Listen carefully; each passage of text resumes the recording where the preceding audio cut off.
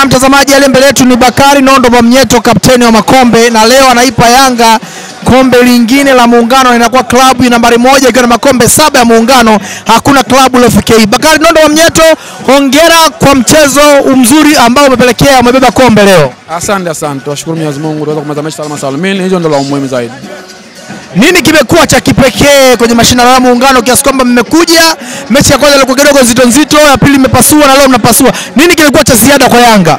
Tumekuja huku lakini tumesema hatuja kutembea. Tembea bure, tumekuja hapa katika mashindano. Na tumeona kwa timu za huku ni timu ambayo sasa hivi ni timu ngumu, timu zenye nidhamu za hali ya juu. Kwa tumekuja huku sisi kwa ajili ya mashindano, naweza kuchukua kombe. Tunashukuru Mwenyezi Mungu leo tumechukua kombe, alhamdulillah. Kapteni wa Makombe ina maana gani kwako ukiitwa kapteni wa Makombe? Ni kuweza kubeba kama kombe kama hivi, ndio maana nikapewa hilo jina. Kuweza kubeba kombe kama hivi ndio nikapewa hilo jina. Kombe lako la ngapi ukiwa ndani ya kikosi cha Yanga? Nadhani kombe langu ile la 7 au la 8. 7? Wewe kapteni wa Makombe. Nataka uniambie mashindano umepata nafasi karibu mchezo wote umecheza. Na tunajua hapa katikati ulikuwa unapata nafasi sana kwenye kikosi cha kwanza.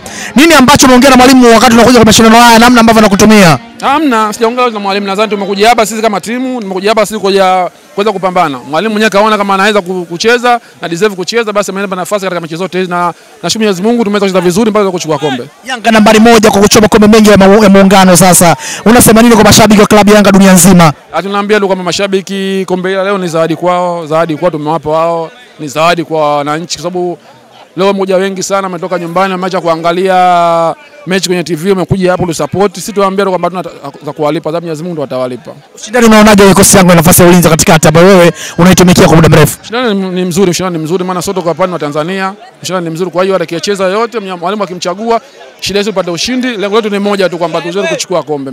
Ushindani kwa mara. Mbavi ni